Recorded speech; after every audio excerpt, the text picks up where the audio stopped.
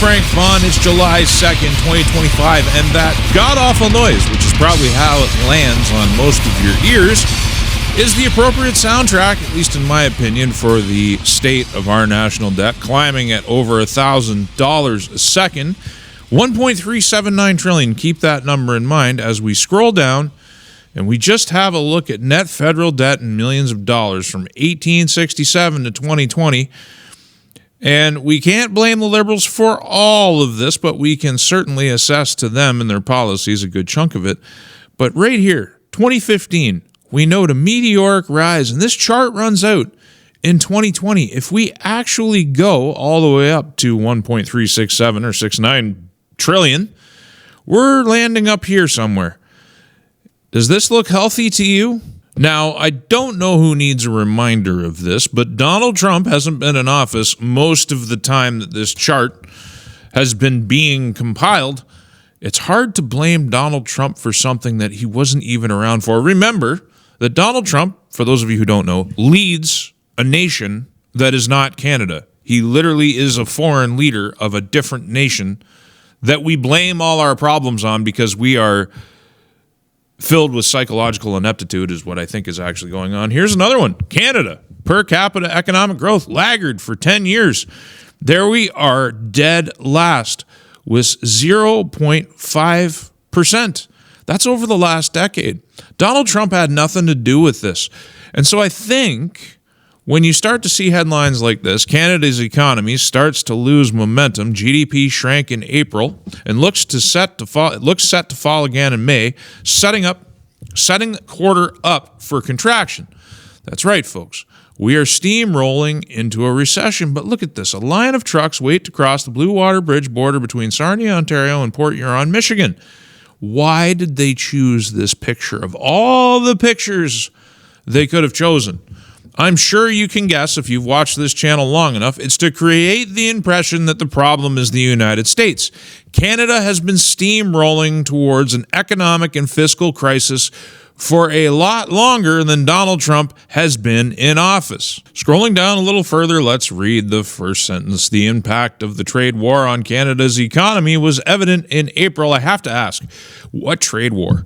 Most of the tariffs are still suspended that were supposed to be levied. It hasn't even begun yet, as the manufacturing sector registered its largest drop in 4 years. The manufacturing sector in this country has been in a free fall for 30 years. But nobody's noting that. Nobody's educating the public. And worse yet, all the people who gathered together for their Canada Day celebrations and go to the hockey arenas and cheer and boo the national anthem of the United States and do all these things aren't even curious about how we got here. Canada's gross domestic product fell by 0.1% in April, StatsCan said on Friday, falling short of the agency's advance estimate for a small increase in growth. That's another interesting point.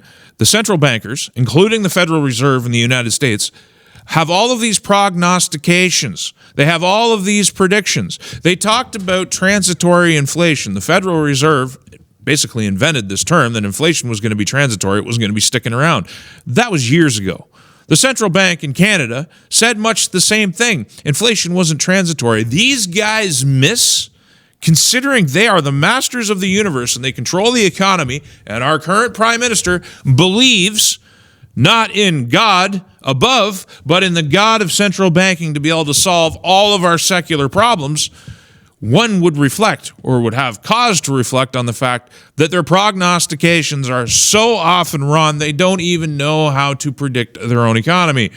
But we have barely even started today, and I've already digressed. April marks the start of a trade war-induced recession that will likely continue through the end of the year. Probably a lot longer than that if Carney doesn't give away the entire country, because all we've done is inflamed tensions with the United States. We haven't exactly tried to fix anything. We've just irritated them all to hell. Now, this trade war-induced recession term, you have a house. That house has been around for 85 years. You've done no maintenance on it. You haven't changed the shingles. The siding blew off in storms and the rain's been pounding on your sheathing.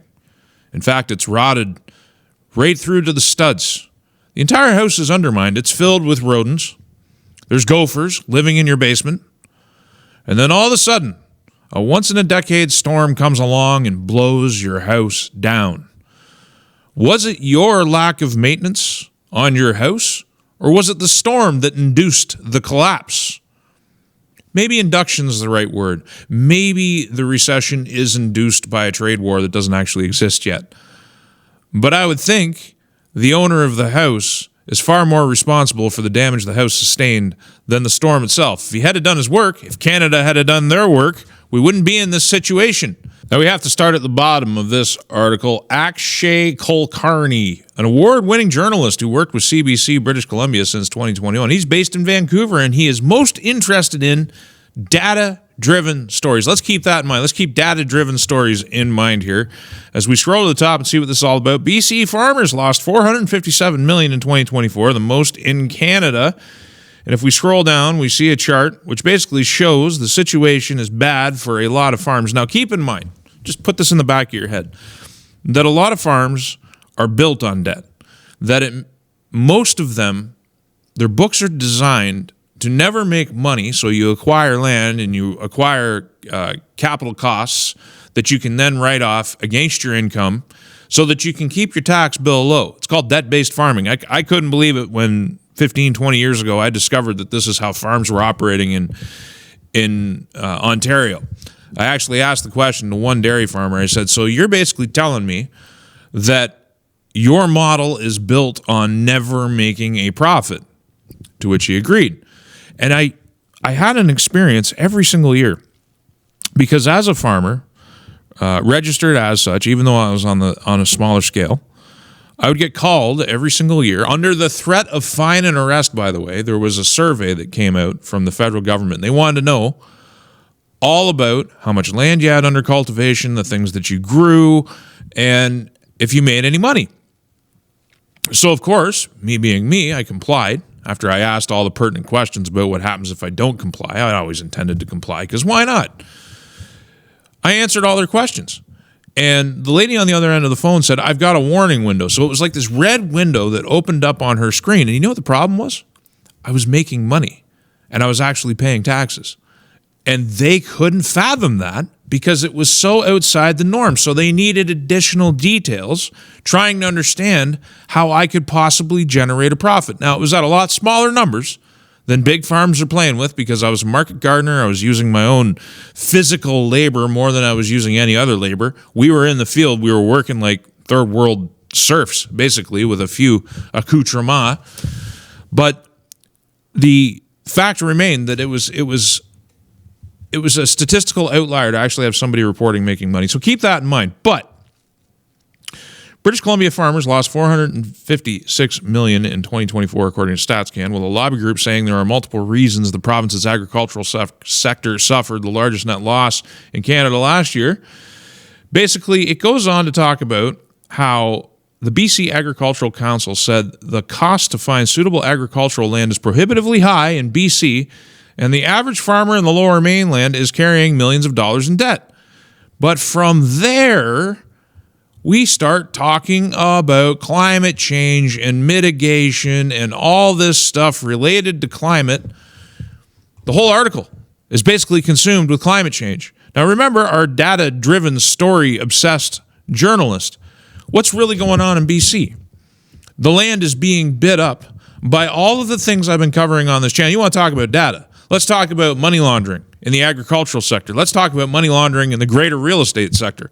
Let's talk about the rampant crime right here in Canada, the cartel control, running drugs right through our ports with no checking, no inspections.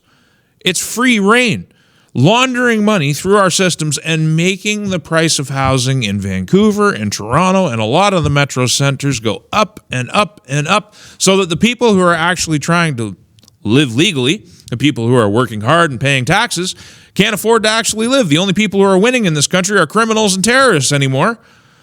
But that data doesn't seem to factor in. It's all about climate. Now, what are they talking about? They're talking about an unprecedented heat dome. Do you know what a heat dome is? Another word for it is an entrenched high-pressure system. It's a feature. It's happened before. The article likes to pretend that these things don't happen. They've always happened. And then you have weird freezes at weird times of the season that destroy your blooms. These things have always happened. It's called the weather.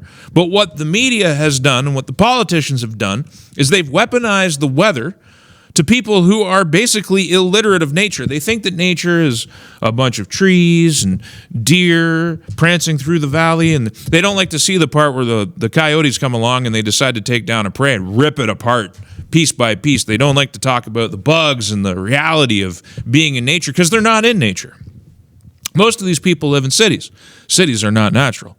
Cities eliminate a lot of the problems that humans often encounter in nature. And that's fine. That's wonderful. Live there. But people are making sweeping judgments about the natural world from a perspective of ignorance. They don't actually understand how the natural world works. And unlike me, who has 18 years experience dealing with the cut and thrust of the weather, and during that time reading a plethora of books and literature to understand the past and finding out things like there were summers where there was frost every single month. There are summers where it doesn't rain for months. There were frost-free winters in England in the 1600s. I think it was the 1600s or the 1700s. If that happened today, it would be wall-to-wall headlines about climate change. This stuff always happened. Climate change probably brought down the Roman Empire more than the internal politics. And that's a subject that would warrant its own video. But the Mediterranean, for decades, just started to get drier and drier and drier. And that put pressure on them and forced them to rely more on Egypt and the grain that was coming out of Egypt. Massive internal pressure. And the big problem was the grain dole. The welfare of the grain dole. The people expected to get their free grain, and the grain supply was starting to dry up, and things were getting tough. That happened before we started burning fossil fuels. This stuff has been going on since the dawn of time. Data driven my ass. But this segment's about the Canadian economy, and don't fret it, everybody. We've got a central banker who hasn't been in Canada for a long time, and he's here to save the day. Behind him is a glorified army of white knights, 144,000 steeds, which represent the very people who have been running the country into the ground for the past decade, not just the Liberal Party, but the bureaucracy that's united behind protecting their little power fiefdoms, as I noted in yesterday's video, but also just surviving each changing incompetent government. Carney's Bill C-5 will likely make things worse, not better. The first paragraph, the Carney government signature legislation. In its first post-election session of Parliament, Bill C-5, known as the Building Canada Act, recently passed the Senate for final approval and is now law. It gives the government unprecedented powers and will likely make Canada even less attractive to investment than it is now, making a bad situation worse. In theory, Bill C-5 will help speed up the approval process for projects deemed to be in the national interest, but the Cabinet, and in practical terms, the Prime Minister, will determine what the national interest is, not the private sector. The bill also allows the Cabinet to override existing laws, regulations, and guidelines to facilitate investment and the building of projects such as pipelines, mines, and power transmission lines at a time when Canada is known for not being able to get large projects done. Many are applauding this new approach, and indeed the bill passed with the support of the opposition Conservatives, because Conservatives aren't much of an opposition. They just robbed the provinces of their agency. That's my biggest problem with Bill C-5. The Liberal government has promised to deliver absolutely zero, and in return for their promise, their vague rumors of actually building projects, the Conservatives helped give them C-5, which is a huge consolidation of power in the Liberal government's hands. Like I've said before, government is not Parliament. Government is Cabinet, government is the Prime Minister, and government is the all-important Governor-General's signature. That's why the Digital Services Act could be, it's not officially repealed. People have pointed that out. But the government, the Prime Minister, can go to the Governor-General and suspend any law that he likes by edict. And eventually it's got to go back to Parliament for a vote where it will be rescinded. Largely, you could expect it to be rescinded because the party whips work. If you don't go along with the Prime Minister's will as a parliamentarian, you get kicked out of caucus and your political career is over. Look at Jody Wilson-Raybould. Look at Jane Philpott. They didn't go along, and look what happened to them. They're still out there and they're prospering, and God bless them for it. But the fact is, their time in politics is over, because that's the kind of control of the Prime Minister, which is The Prime Minister and the Cabinet can be better symbolized as representing the internal party structure of the Liberal Party and the elites that back the Liberal Party. The parliamentarians are just window dressing. They're there to rubber stamp whatever the people behind the scenes want. And the people behind the scenes want C5. And why do they want it? To make sure, this is an attempt to Trojan horse, as I've said before, to rob the provinces of their agency and force this federation to be held together under the aegis of Ottawa, so that Ottawa can decide who we carve up the country and give it away to, because that is what they're good at. That is what they've been doing. Canada is not run for Canadians. If you're just some poor pleb out there trying to do things the right way, paying taxes, trying to live, the Canada that these guys have built has become completely unaffordable for you in most jurisdictions. Now, there are still cheaper places to live. I'm living in one of them right now. But for whatever reason, and there are many, people don't want to just chase cheap housing, even though it exists out here. You might want to consider it if you have conservative values. Saskatchewan's a wonderful place to live. There's really good people here. And you never know. Maybe we'll do something really cool. But C5 is an impediment to that, along with all the other bills I've covered on this channel. They are currently trying to consolidate power in the office of the Prime Minister and the Governor General, and C5 formalizes it, makes it so the decision of the Prime Minister will determine what laws are applied, even though that's already the case, as the Digital Services Act proved that the Prime Minister can suspend whatever law he wants, and the carbon tax. The Canadian government is theater. And I, sitting behind a table, signing a fake executive order, and then going over to the Governor General and getting a signature to suspend a law. It's like, I am so perplexed constantly that people can sit and honestly pretend that this is a functional democracy. They talk about democracy all the time. Mark Carney yesterday in his Canada Day speech talked about democracy and how we have a proud tradition of democracy and freedom. We don't have any of that. Your rights can be suspended at a whim. You don't have property rights. The laws with one unelected official's signature, because at the end of the day, it's so funny to me. We have these elections. And people, particularly liberals, are fond of reminding the public that we don't elect our prime ministers. We elect our parliamentarians. And then as soon as the election's done, they say, Carney won the election. Which is it? Do we elect our prime ministers or are they nominated? I'm here to tell you the truth. The Prime Minister and the Governor General are nominated positions. You have no control directly as a citizen over who gets them. And all the power in the Reich is concentrated in their hands. But don't take my word for it. Let's go back to the Fraser Institute. Bill C5 will not change any of these problematic laws or regulations. It simply will allow the cabinet to choose when and where they're applied. This is cronyism at its worst and opens up the Carney government to significant risks of favoritism and even corruption. Can you see Brookfield managing to take advantage of this new situation? I can't believe the situation in this country is so unreal for somebody who can see it, and the fact that the majority of the public is completely blind to what's going on. Consider firms interested in pursuing large projects. If the bill becomes the law of the land, there won't be a new, better, or more transparent process to follow that improves the general economic environment for all entrepreneurs and businesses. Instead, there will be a cabinet, a Politburo, of politicians with new extraordinary powers that firms can lobby to convince that their project is in the national interest. You ever wonder how politicians end up getting so filthy rich when they're in office? Let's look at C5 as a way to make it really easy to get even richer for politicians. Indeed, according to some reports, some senators are referring to Bill C5 as the Trust Me Law, meaning that because there aren't enough details and guardrails within the legislation, senators who vote in favor are effectively trusting Prime Minister Carney and his cabinet to do the right thing effectively and consistently over time. Consider the ambiguity in the legislation and how it empowers discretionary decisions by the cabinet. According to the legislation, cabinet may consider any factor it considers relevant, including the extent to which the project can strengthen Canada's autonomy, resilience, and security, or provide economic benefits to Canada, or advance the interests of Indigenous people, or contribute to clean growth, to meeting Canada's objectives with respect to climate change. You need to understand that these words are designed to sound good, But what they do is create gateways for corrupt politicians and people with malintent to walk through. These people are highly skilled at telling you something is good for you while it destroys your life. And C5 is going to make it easier. And worse yet, C5 will rob the provinces of their agency.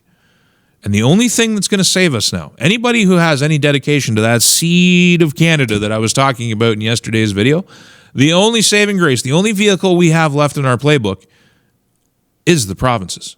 So your future is being stolen from you, and not just your future, your children's future, your grandchildren's future. It's all being spent for you. We have a virtual dictatorship here in Canada. I don't know how people can't see it. I don't know how people can live in denial of it. The citizen has no power. The parliamentarians have very little power. And the government, even while Parliament's not in session, continues to govern with abandon via the signature of the Governor General. But hey, we got trans rights being human rights. You know, furries are people too. We have progress. This is the kind of progress they build. By the way, none of this builds anything. This doesn't stabilize the family. Doesn't create stable economic units. Doesn't create a future. Absolutely depresses the growth in our population. One of the greatest assaults on healthy demographic growth has been the full-scale embracement of hedonism, which they now want to teach to your kids in public school. I shouldn't say they want to. They are teaching your kids perversion in public school. But don't worry, Mark Carney's petting a kitty. This kind of superficial imagery, while the entire country is being sold off and power consolidated in the hands of one unelected official, is exactly the model that any tyrant has ever used to attain power. I'm Frank Vaughn. If you like this work, please consider supporting it via the website, and I'll see you in the next one. Did you know that I have a website? frankvaughn.ca, the ultimate repository for all of my work, and a backup location just in case the censors come for me again.